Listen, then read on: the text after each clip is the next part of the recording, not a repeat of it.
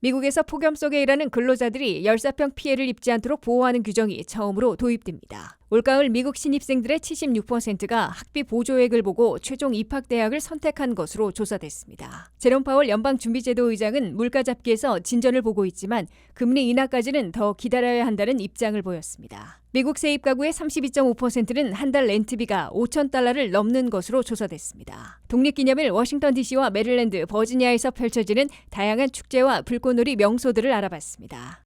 시청자 여러분 안녕하십니까? 워싱턴 뉴스 투데이입니다. 미국에서는 폭염 속에 일하는 근로자들이 열사병의 치명적인 피해를 입지 않도록 고용주들이 보호 조치를 취해야 한다는 규정이 처음으로 도입됩니다. 바이든 행정부가 제안한 연방노동부 새 보호 규정이 시행되면 농장과 배달, 건설, 조경, 창고, 공장, 식당 등에서 일하는 3,600만 명의 근로자들이 폭염 시에는 사전 보호 조치를 받게 됩니다. 김미연 기자가 보도합니다. 미국에서 갈수록 폭염이 자주 덮치고 기승을 부리자 바이든 행정부가 처음으로 미 전역에서 폭염 시 근로자 보호 조치를 시행토록 하는 규정을 제안했습니다. 바이든 행정부의 연방노동부 직업안전보건국이 주관할 새 규정에 따르면 화씨로 80도에서 90도부터 고용주들은 직원들이 열사병 등 폭염과 관련된 치명적인 피해를 입지 않도록 근로자 보호 조치를 취하도록 의무화됩니다. 새 폭염 보호 조치들은 주로 농장과 배달, 건설, 조경, 창고와 공장, 식당 주방 등 열기 속에 일하는 근로자들이 일하는 장소에서 취해지게 됩니다. 미 전역의 고용주들은 직원들이 열 위험을 파악할 수 있게 훈련을 시켜야 합니다. 신입 직원들에게는 폭염 등 심한 열기에 순응할 수 있는 방법을 교육해야 합니다. 예를 들어 화씨로 80도만 되더라도 고용주들은 직원들에게 식수와 휴식 공간을 제공해야 합니다. 화씨 90도부터는 매 2시간마다 반드시 15분씩 휴식을 취하게 하고 근로자들의 열사병 징후를 체크해야 합니다. 연방노동부는 처음으로 도입되는 폭염 시 근로자 보호 규정이 시행되면 미 근로자 3,600만 명이 최우선 보호 조치를 이용하게 될 것으로 밝혔습니다. 미국에서는 폭염으로 매년 2,000명 내지 2,300명이 목숨을 잃고 있는데 근년 들어 폭염이 자주 광범위한 지역을 덮치고 기승을 부리면서 피해자들이 해마다 늘고 있습니다. CDC에 따르면 미 전역에서 폭염과 관련된 사망자들이 지난 한 해 2,300명을 넘었던 것으로 발표했습니다. 이는 1,700명, 1,800명 수준에서 급증한 것입니다. 그 중에서 지난해 2,000명은 폭염 속에 일하다가 열사병, 신장 신부전, 심정지 등으로 사망한 것으로 집계됐습니다. 폭염으로 목숨을 잃은 사람들은 미국에서 허리케인과 토네이도, 대홍수를 합한 사망자들보다도 많은 것으로 나타났습니다. 이와 함께 미국에선 지난 한 해 28번의 대폭염으로 900억 달러의 경제 피해를 입은 것으로 집계됐습니다. WKTV 뉴스 김미현입니다. 미국에서 올가을 대학에 들어가는 신입생들의 76%는 학비 보조액을 보고 최종 입학할 대학을 선택한 것으로 조사됐습니다.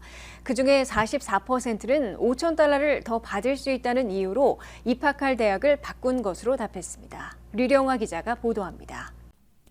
미국에서 대학에 입학하는 신입생들이 갈수록 학비 보조 내역을 보고 최종 입학할 대학을 선택하고 있는 것으로 나타났습니다. 대학 학비가 천정부지로 치솟고 고물가, 고금리로 가계 경제 사정도 악화됐기 때문에 대학 신입생들의 다수가 학비 보조 금액을 보고 대학을 선택하고 있는 것으로 해석됩니다. 올 가을에 대학에 들어가는 신입생들의 76%는 학비 보조 내역을 보고 최종 입학할 대학을 선택한 것으로 조사됐다고 CNBC가 2일 보도했습니다. 특히 응답자의 44%는 $5,000의 학비 보조를 더 받을 수 있어 마지막 순간에 입학할 대학을 바꿨다고 밝혔습니다.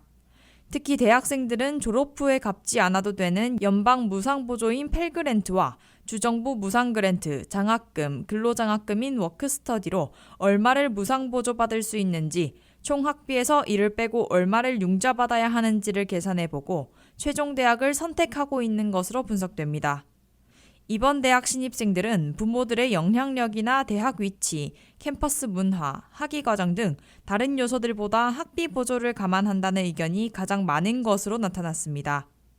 그런데 무상학비 보조나 학자융자금을 계산해 오퍼하는 데 필수적인 연방교육부에 펩사 신청서를 제출해야 하는데 새로 개선했다는 양식이 혼동을 일으키며 지연 사태를 빚는 등 논란을 겪었습니다. 6월 22일 현재 고교 졸업생들 중에서 펩사 신청서 제출을 마친 학생들은 45%에 그친 것으로 나타났습니다. 이는 지난해의 52%에서 7포인트나 급락한 것이고 그만큼 많은 학생들이 학비 보조나 융자금 제한을 제때 받지 못하는 피해를 입고 있는 것으로 우려되고 있습니다. 미국 대학들의 학비는 4년제 사립대학의 경우 평균 56,190달러를 기록하고 있습니다. 4년제 주립대학의 경우 거주민 학비는 평균 24,030달러로 나타났습니다. 미국 대학생들은 신입생은 물론 재학생들도 영주권자나 시민권자일 경우 매년 펩사 신청서를 연방교육부에 온라인으로 제출해야 됩니다. 펩사를 제출하면 가구 소득에 따라 본인 부담금이 정해지고 연방 무상보조인 펠그랜트를 얼마까지 받을 수 있는지를 알려줍니다. 연방 무상보조인 펠그란트를 기준으로 각 주정부가 제공하는 무상보조를 받게 됩니다. 총학비에서 갚지 않아도 되는 연방 펠그란트, 주정부 무상보조, 장학금, 워크스터디부터 제외하고 남는 잔액은 학자금 융자로 충당할 수 있게 됩니다. WKTV 뉴스 류령아입니다. 제롬 파월 연방준비제도 의장은 미국은 물가 잡기에서 상당한 진전을 보이고 있지만 기준금리를 인하하려면 더 큰 진전을 보기 원한다고 밝혔습니다. 이는 고용 냉각과 물가 진정이 동시에 추가로 이루어져야 대선 전인 9월 기준금리 인하가 가능하고 현 상태 유지 시에는 물가 불안 때문에 금리 인하가 대선 후인 11월이나 12월로 넘어갈 것임을 예고하고 있습니다. 보도에 한면태 기자입니다. 포르투갈에서 열린 세계 중앙은행장들의 모임에서 미국 대표인 제롬 파월 연준 의장은 전 세계가 주목하고 있는 미국의 기준금리 인하가 아직 때가 아니라는 입장을 보였습니다. 제롬 파월 연준 의장은 미국은 물가 잡기에서 수많은 진전을 이루고 있으나 기준금리로 옮길 만큼 충분하게 확신하지는 못하고 있다고 밝혔습니다. We've made quite a bit of progress in bringing inflation back down toward target. We want to be more confident that inflation is moving sustainably down toward 2% before we start the process of reducing how tight our policy is, of loosening policy. 파월 의장은 미국의 물가는 올해 초 매달 상승세를 기록했다가 다시 하락세로 돌아섰다면서 앞으로도 더 둔화될 것으로 예상되고 있다고 내다봤습니다. 파월 의장은 그러나 우리는 기준금리 정책을 바꾸기 전에 인플레이션이 실질적으로 연준 목표치인 2%를 향해 내려간다고 더 확신할 수 있기를 원하고 있다고 강조했습니다. 연준이 선호하고 있는 PC 개인 소비 지출 물가는 5월에 2.6%를 기록해 1년 전의 4%보다 많이 진정됐으나 연준 목표치인 2%보다는 아직 많이 높은 수준입니다. 파월 의장의 이런 언급은 아직 9월 기준금리 인하 시작을 고려하지 않고 있음을 시사한 것으로 월스트리트저널과 CNBC 등 경제 전문 언론들은 해석했습니다. 파월 의장은 9월 기준금리 인하 가능성을 묻는 질문에 나는 특정 일자를 설정하지 않을 것이라고 말했습니다.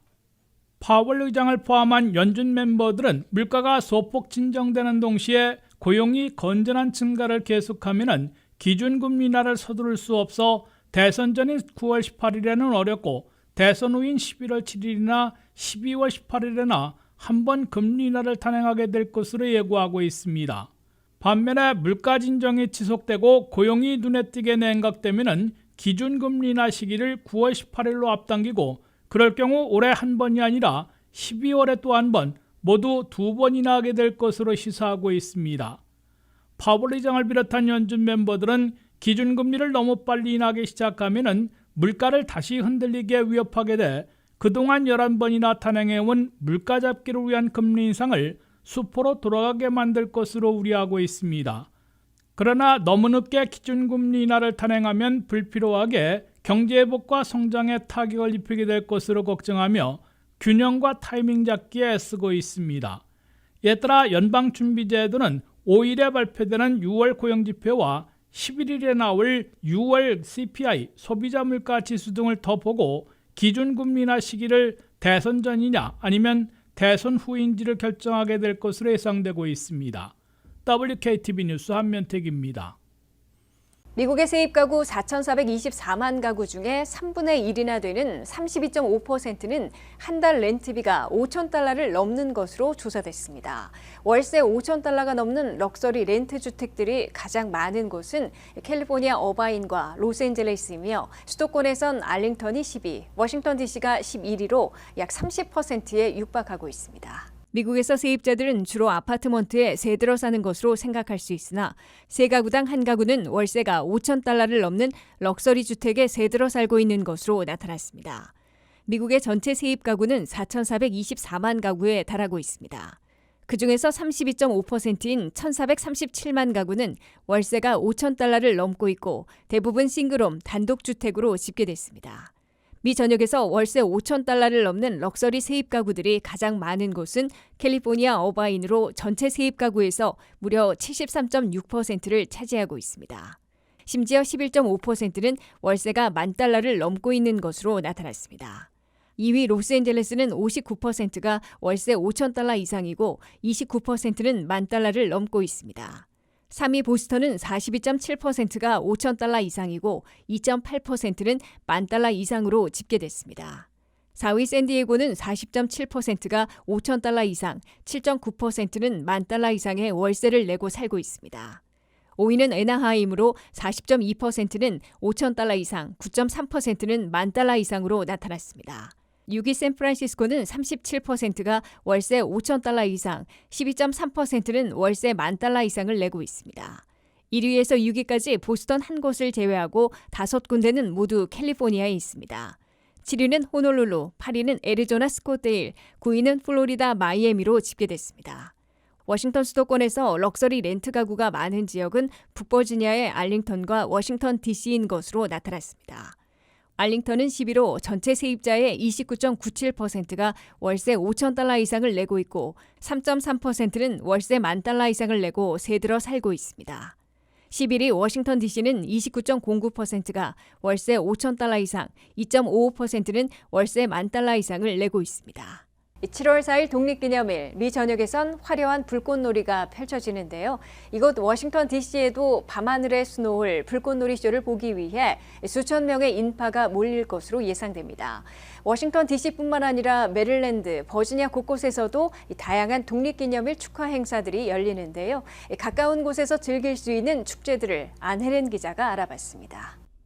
화려한 음악과 수레로 가득 찬 퍼레이드부터 군침 도는 바비큐에 이르기까지 국경일을 기념하기 위해 DC, 메릴랜드, 버지니아 전역에서 행사가 열리게 됩니다. 휴일을 둘러싼 다양한 불꽃놀이가 다양한 장소에서 밤하늘을 가득 채울 예정입니다. DC의 독립기념일 퍼레이드는 7월 4일 오전 11시 45분에 컨스티튜션 애비뉴의 7번가에서 17번가까지 열리게 됩니다. 국립공원관리청이 공동 주최하는 이 퍼레이드는 밴드와 파이프 및 드럼 마칭밴드, 군대 및 특수부대, 거대한 풍선과 승마 훈련팀, 고위 인사 및 유명인으로 구성됩니다. 연례 콘서트는 국회의사당 서쪽 잔디밭에서 오후 8시에 열리게 됩니다.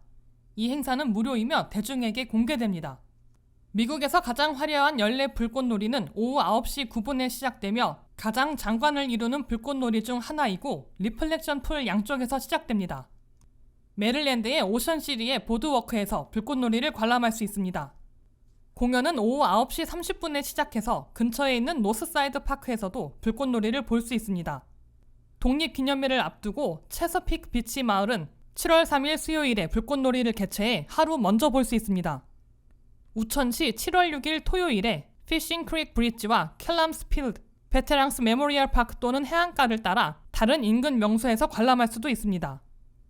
아나폴리스시에서는 매년 목요일에 7월 4일 퍼레이드와 불꽃놀이가 열리며 수요일에는 주간 예술축제와 주간 별빛 아래 저녁 식사가 열립니다.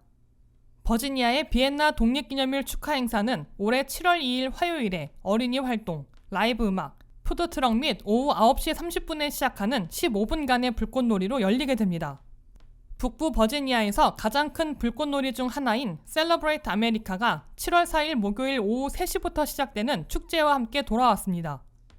메나사스 시내에서 열리는 축하 행사에는 페이스 페인팅, 캐리커처 아티스트, 많은 음식 매점 및 노점상이 포함되며 잔디 의자와 담요를 가져와서 오후 9시 15분에 메나사스 뮤지엄 잔디밭에서 불꽃놀이를 구경할 수 있습니다. 페어팩스 카운티 독립기념일 연례 퍼레이드는 비가 오나 눈이 오나 7월 4일 목요일 오전 10시에 4100 체인브리지 로드에서 시작해 메인 스트리트, 유니버시티 드라이브, 암스트롱 스트리트를 따라 페어팩스 구시가지 주변을 순환하게 됩니다. WKTV 뉴스 안혜린입니다. 이상으로 워싱턴 뉴스투데이를 마치겠습니다. 시청해주신 여러분 고맙습니다.